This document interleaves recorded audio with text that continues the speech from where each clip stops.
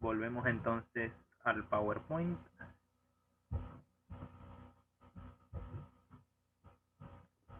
Bueno, díganme nomás si lo pueden ver.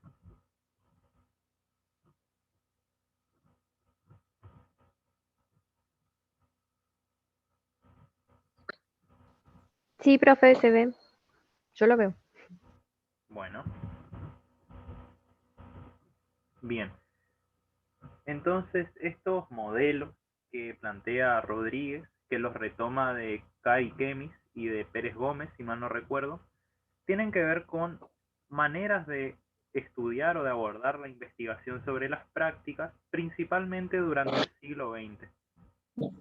Este tercer modelo que plantean, que es el modelo ecológico, tiene que ver con una orientación fuertemente social. Es decir, anteriormente estuvimos viendo un modelo que se enfocaba en observar determinadas prácticas o actitudes del profesorado y ver cómo eso se traducía en lo que aprendían los estudiantes. Luego, una segunda etapa, un segundo modelo, en el cual nos preocupamos por los saberes, los significados y cómo estos se construyen o de dónde provienen. Y en este modelo ecológico, más amplio si se quiere, se orienta definitivamente desde lo social. Va a considerar una serie de variables para analizar el fenómeno educativo o el fenómeno de las prácticas, para ser más específicos. Ya con el modelo proceso-producto se empezaron a tener en cuenta en una segunda etapa de análisis determinadas variables que aquí aparecen, pero con la impronta justamente sociológica. En primer lugar, tener en cuenta que las prácticas se dan en una situación, es decir, hay un espacio físico en el cual interactúan sujetos. Ese espacio es limitado en el tiempo y también responde a un momento particular en la historia. Hay una serie de sujetos que llevan adelante o desempeñan una serie de papeles o roles, realizan unas tareas en función de una serie de objetivos y propósitos. Esa es la situación, o podemos pensarlo en otros términos como la clase del día. También la experiencia es importante. Esa experiencia tiene que ver con las historias, los aprendizajes, los saberes, o también cuestiones que ignoramos, desconocimientos, temores, emociones, ansiedades, valores, todo lo que el sujeto trae. Y la variable comunicativa, que tiene que ver con esta lógica de los intercambios. La comunicación va a ser entendida dentro de este modelo como los mensajes que circulan dentro de ese espacio situado, que sería el aula, espacio en el cual conviven sujetos con experiencias particulares que a su vez forman parte de una experiencia cultural más amplia. Todas estas variables van a aparecer o van a estar relacionadas con estas estructuras que comentamos en el modelo anterior. Es decir, la estructura de las tareas académicas tiene que ver o está muy relacionada con los mensajes que circulan, con la situación, con la experiencia. Todo aquello que yo plantee como actividad estará relacionado con esa situación. Es decir, yo no estaría proponiendo, de acuerdo a este modelo, tareas ajenas a un contexto, a una realidad en la cual somos partícipes. Es decir, cuando yo ya presento actividades descontextualizadas de mi situación, no estaría dentro de un modelo ecológico, sino más bien dentro de una cuestión de proceso-producto. Y también la manera de interactuar. En esta participación no solamente interesan los significados en un sentido general. No se trata de qué entiendo por aprender, qué entiendo por enseñar, sino o cómo voy a relacionarme con las personas, sino cómo me relaciono en este momento en particular, cómo participo en esta clase, en este momento sociohistórico que es el aula, una clase, en determinada época, en determinado momento, en determinada situación. Esta ecología, entonces, va a atender a las variables situacionales reconocidas dentro de un tiempo histórico mucho más amplio. Anteriormente vimos un proceso, un producto, un momento X, sin ninguna injerencia de la historia, de las experiencias, un modelo que apuesta por el conocimiento de estos significados, va un poco más allá, pero sigue siendo un planteo bastante generalista, si se quiere.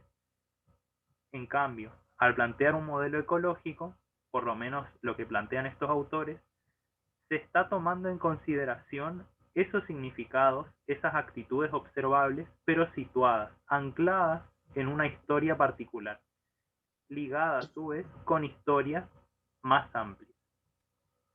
¿Se entendió?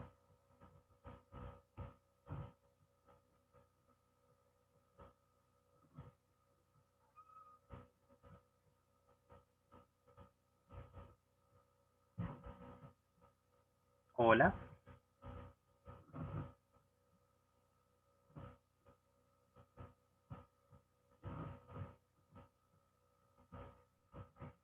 Pueden habilitar sus micrófonos, conversar, compartir, a ver qué Sí, pudieron. se entendió, profesor.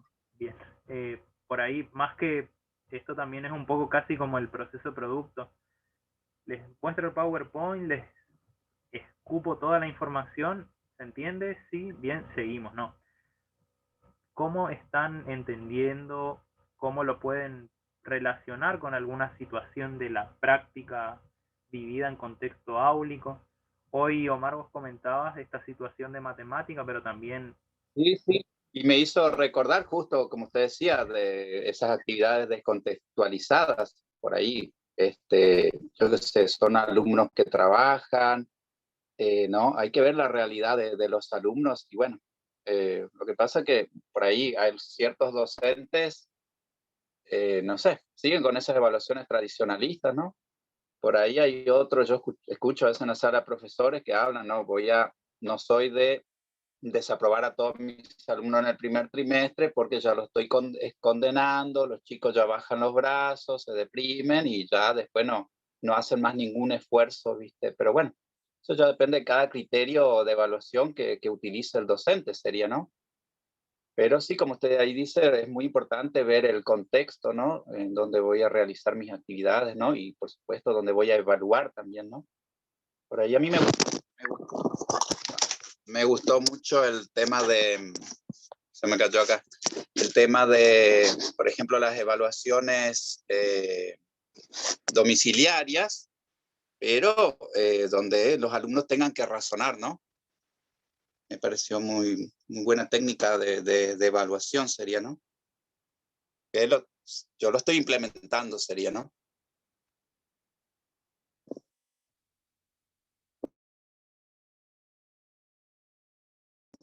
¿Se escuchó? Sí, se escuchó. Es claro, de acuerdo justamente a por lo menos esta propuesta ecológica, también podemos ponerle otro nombre, quizás integral. Integral por ahí es algo pretencioso porque da la idea de que es algo completo, que abarcativo u holístico también. Pero como al menos lo recupera el autor, no modelo ecológico porque hace justamente a este ecosistema o hábitat en el cual intervienen varios factores que no son solamente los significados en general de qué entiendo por aprender, qué entiendo por enseñar, qué entiendo por mi disciplina, o también esto de las conductas observables, es decir, lo que hace el docente va a determinar el éxito o fracaso de los aprendizajes que logre el alumno. Cuando se trata de un trabajo bidireccional, conjunto, donde hay responsabilidades, pero también reconocer que es el docente quien tiene una responsabilidad mayor en varios aspectos en esta tarea, porque es la persona acreditada, habilitada, que está al frente de un grupo y en conjunto con este grupo construye, aprende, elabora.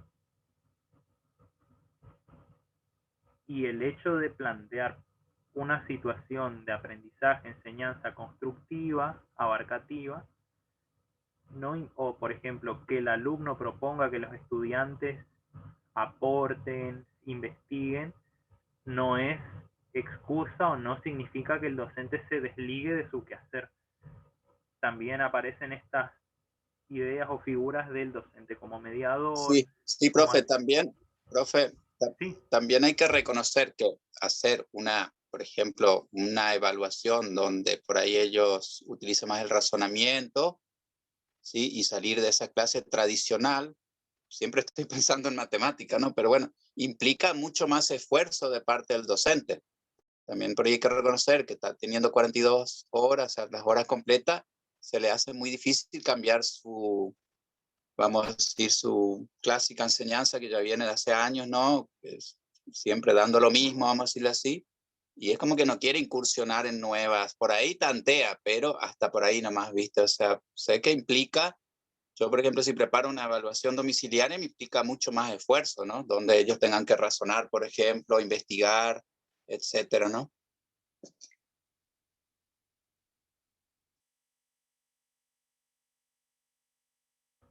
claro, hay esta cuestión de, por ejemplo, razonar o de razonamiento.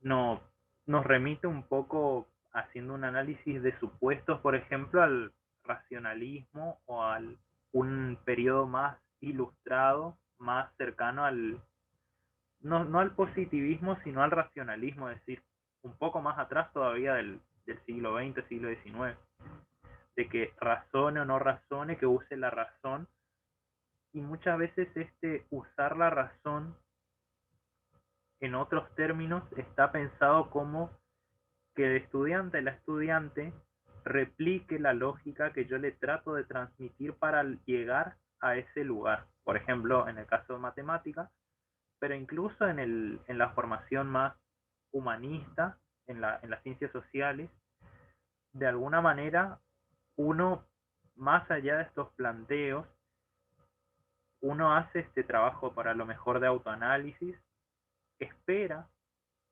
que el estudiante, la estudiante llegue a determinada línea de razonamiento, ya ni siquiera es al resultado o a plantear una solución, sino al proceso. Es decir, que la réplica no está solamente en el producto, sino también en el proceso. Y como Claro, sí, bien, no, yo estaba pensando en el tema de, por ejemplo, que yo estoy dando método científico y que implica cierto razonamiento, por eso, sí. Entiendo lo que usted quiere decir también.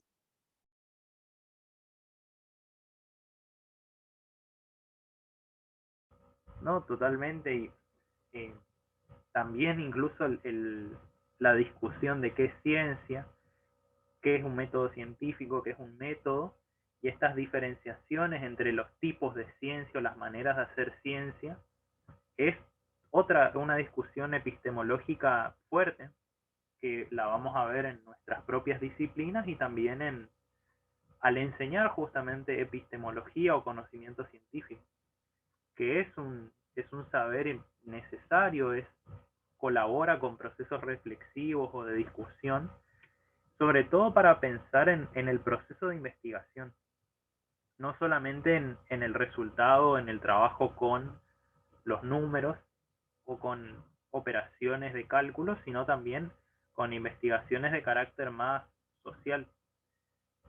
Obviamente, dentro de los términos de un aula, de un escenario secundario. No estamos hablando de investigación-acción, cuarto año del superior, ni de un proyecto de investigación universitaria. Siempre tratemos de pensar en o contextualizarnos en el secundario, que no significa minorizar o, como suele decirse habitualmente, nivelar para abajo, como si fuera una escala de menor a mayor, cuando también podemos pensar que cada etapa o cada estadio tiene su grado de complejidad, o bien, para no plantear grados de complejidad, sus complejidades. En cada etapa, en cada ciclo, hay una serie de trabajos que demandan una serie de lógicas de complejidades que no son las mismas y que de alguna manera colaboran con esta construcción, ¿no?, continua, que tendrá sus saltos, sus regresiones, sus revisiones, y es este trabajo que de alguna manera en los modelos lo plantean desde analizar esta primera etapa casi conductista a una etapa ecológica más similar a estas propuestas constructivas que tanto se suelen defender, y hoy por hoy, por lo menos en el contexto jurisdiccional, se habla de la educación disruptiva, la enmarcada netamente en el trabajo con las tecnologías digitales, como si el dispositivo o la plataforma fuera lo disruptivo, cuando muchas veces al utilizar estos medios se están replicando estas formas más tradicionales. Por ejemplo, utilizar Zoom, utilizar Jitsi, cualquier otra plataforma de este estilo para replicar una clase presencial. Supónganse, ¿no? Yo prendo el Zoom, detrás mío tengo un pizarrón y nos quedamos en el Zoom desde las 7:15 hasta las 10:15 y damos clase y asistimos a esto que también vimos en un primer momento. Personas que se están formando como docentes asisten a clases expositivas en las cuales no intervienen, sino que recepcionan lo que el docente les dice sin ir más allá de eso. Bien, también me interesa poder escuchar sus aportes, cómo están entendiendo este trabajo. Pueden habilitar sus micrófonos. Profe, Sí, sí. por ahí lo que usted decía me quedaba pensando, ¿no? Esto de si se realizara una clase así como usted ejemplificaba, de por ahí hacerla por Zoom, pero simplemente decir, tengo el pizarrón atrás y es simplemente como una manera de hacer lo mismo que se hace en el aula, digamos, como una clase tradicional, perdón, pero dada por medios tecnológicos. Lo veíamos por ahí el año pasado en TIC.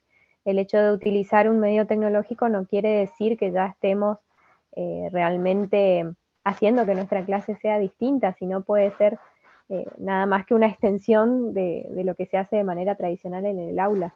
Entonces, por ahí pensarlo, como usted mencionaba, ¿no? Desde lo que pueden participar los chicos o el hecho de incrementar por ahí esta cuestión del criticismo, digamos, o de tener criterio en cuanto a la selección de contenidos, en cuanto a que los chicos también no solamente reciban, sino que puedan ellos modificar también esos conocimientos, hacer algo con ese conocimiento. Creo que está bueno pensarlo también de ese modo. Es difícil, como mencionaba usted y como decía Omar, pero no es imposible porque por algo se nos están enseñando a hacerlo de ese modo.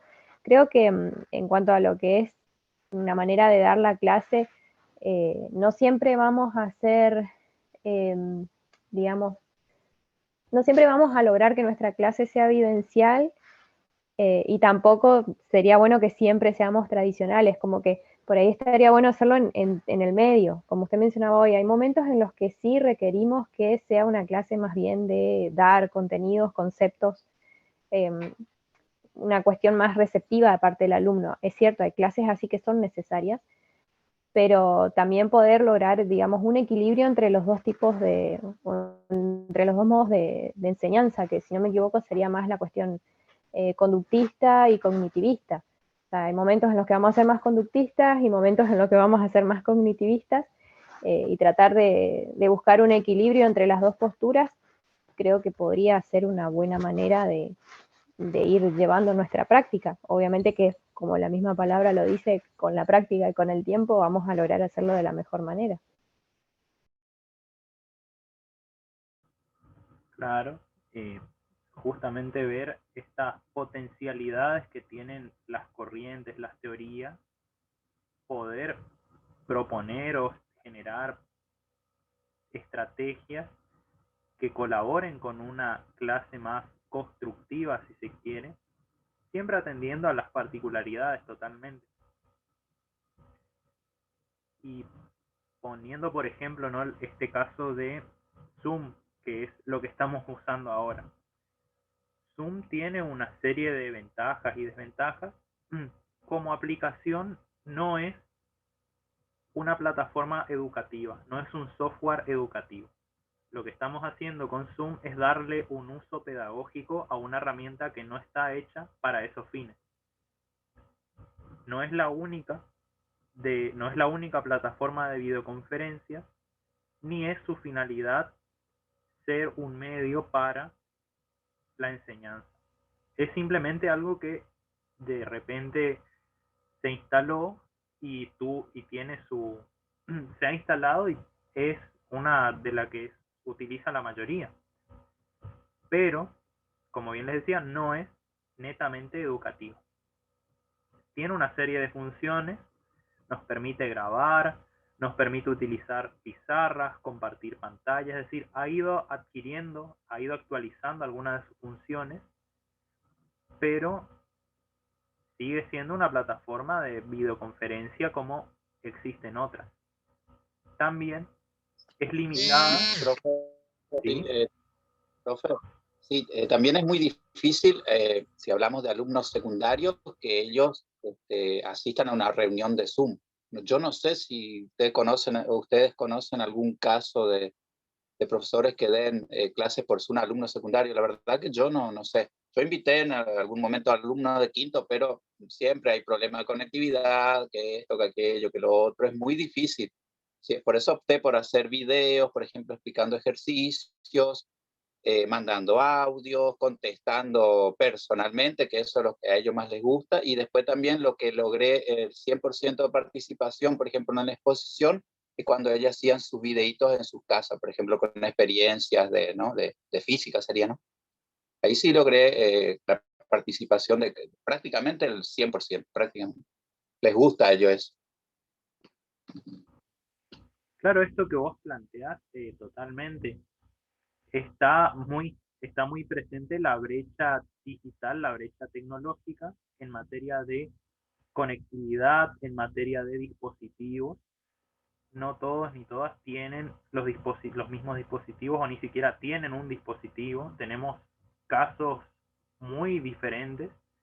Sí conozco particularmente una institución local que trabaja por Zoom, es decir, es uno de los requisitos el trabajo por Zoom, pero son otras condiciones las que enmarcan a esta institución totalmente.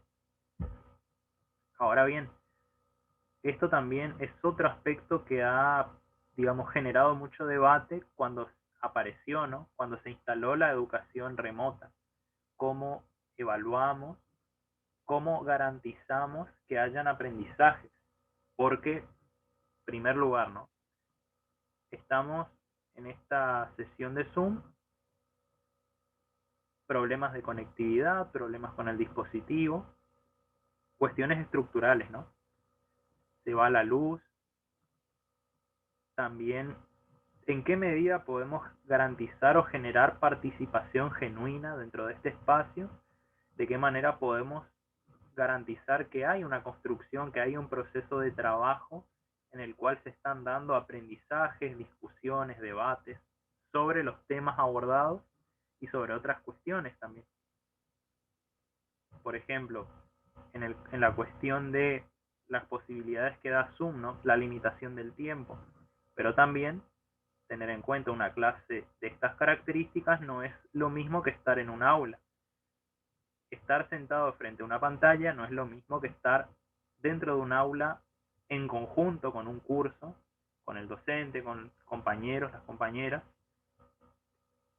digamos, dialogando, interactuando.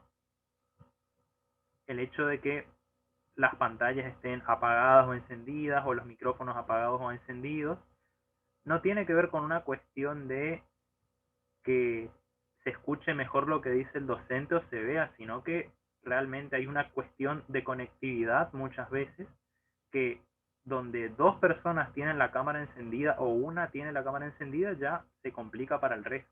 Lo mismo con el tema del audio, las interferencias, que no se escucha, que se corta, y ahí volvemos, la conectividad a Internet. Por eso siempre, como bien vos planteabas, evaluar cuáles son las estrategias que me resultan más potentes para trabajar con mi grupo. No me va a funcionar el Zoom porque yo sé cuáles son los problemas. Bueno, hacemos audios, les pedimos algún video. Siempre es importante, antes de hacer cualquier tipo de propuesta, indagar, tener conocimiento de cuál es la situación, cuáles son las condiciones, antes de siquiera pensar en la posibilidad de hacer un Zoom, por ejemplo. Yo les consultaba, ¿no?, en las primeras clases si no tenían inconvenientes. Justamente vos me habías planteado que la conectividad no era la mejor, y justamente es algo que nos afecta a todos porque no es estable realmente. Pero hoy por hoy vemos en esta clase al menos que éramos 6 conmigo, ¿no? Al principio, ahora quedamos 5, y hay gente que no está. Y como les decía, más allá de que por ahí la clase se grabe, después en algún momento se sube, eso no me garantiza que la clase sea vista por esos que no estuvieron. Y no es no es la cuestión cargar de responsabilidad individual solamente, sino también de poder ver qué hacemos para garantizar que esto sea visto, sea trabajado por todos, que puedan presenciar esta instancia de debate, poder ver la clase y demás. Bien. Hay muchas más cuestiones en relación con los entornos, ¿no? La posibilidad de poder optar cuál plataforma, siempre buscando quizás el consenso. A lo mejor en otra ocasión podemos trabajar con otras plataformas, siempre y cuando nos lo permita la conectividad, la disponibilidad también, para conocer estos entornos, ver cuáles son sus potencialidades, sus ventajas, desventajas, de qué manera poder explotarlos, o de qué manera más que nada poder darles un buen uso. Porque recuerden, son muchas de estas herramientas no pensadas para el trabajo educativo. Son herramientas digitales, plataformas, pero que no fueron hechas para un fin educativo pedagógico. Y también pensarlo en otra instancia, qué ocurre con estos datos, qué ocurre con estos recursos que nosotros ponemos a disposición cuando grabamos, a dónde van todas estas cuestiones. Ahí ya entramos más en una cuestión de autodeterminación informativa, soberanía tecnológica, aspectos transversales que tienen que ver con estos usos de los dispositivos, de las plataformas.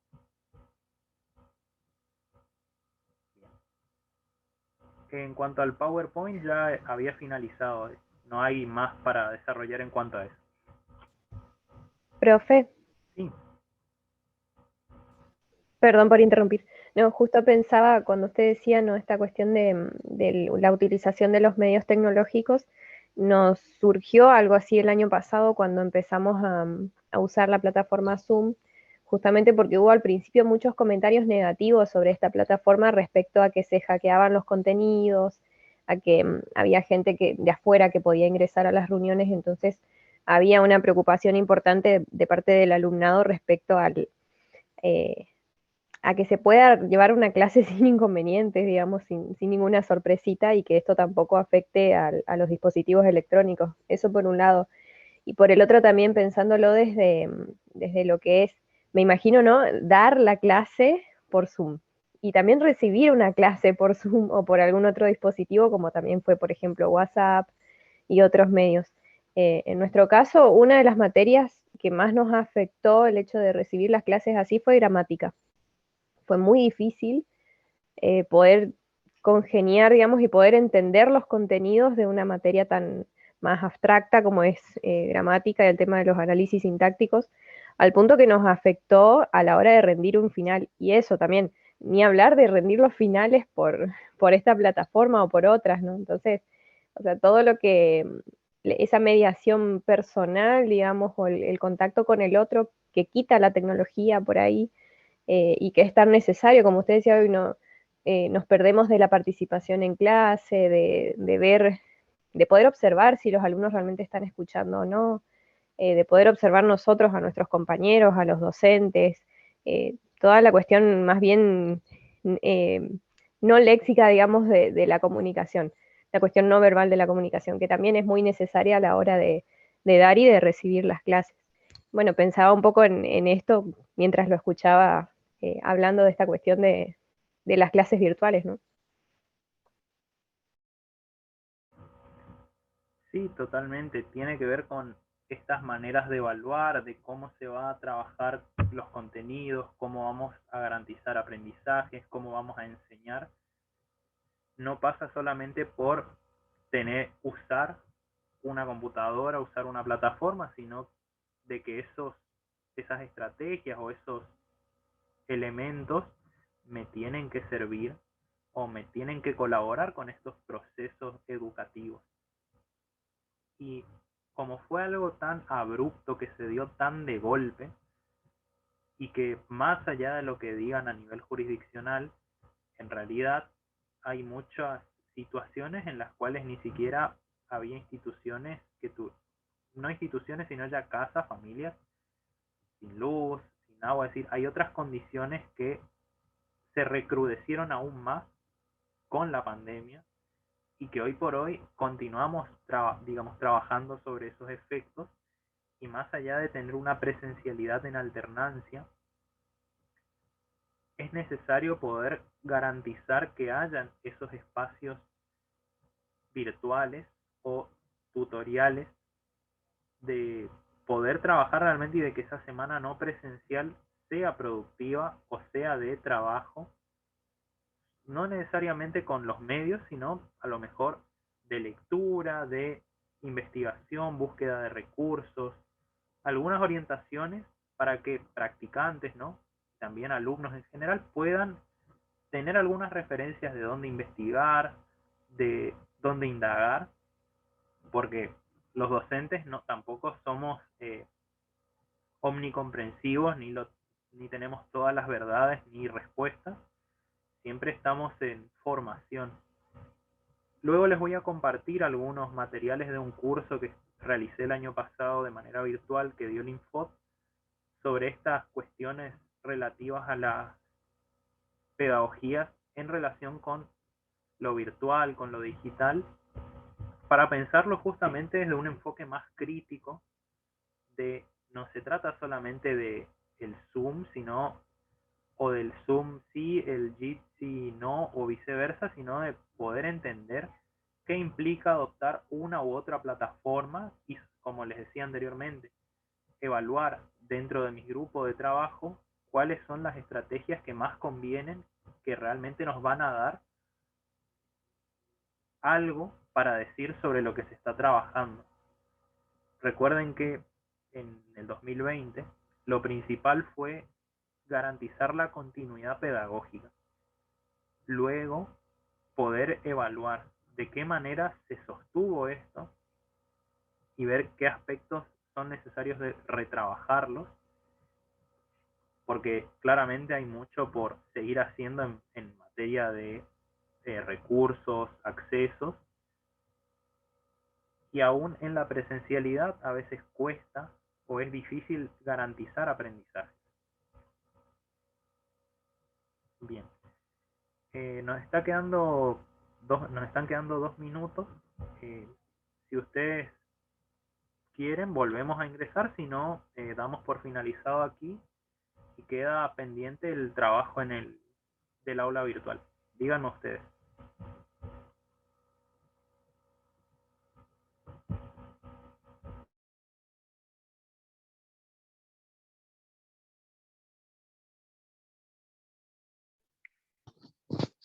Yo creo que ya está bien, profe. Yo tengo que levantarme tempranito, así que tengo que cenar todavía.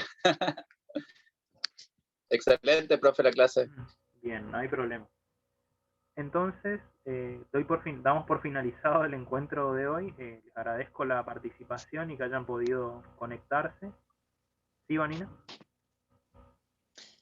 Profe, quería preguntarle acerca de saliendo de contexto, ¿no? Preguntarle acerca de la glosa del 25 de mayo, si tengo que agregarle las palabras alusivas de la profe Giselle y si tengo que volverla a enviar. No es necesario. Buenísimo. Gracias, profe. No, de nada. Bueno, entonces, queda pendiente la actividad y nos estamos viendo. Bueno, profe, perfecto. Saludos. Buenas noches, profe.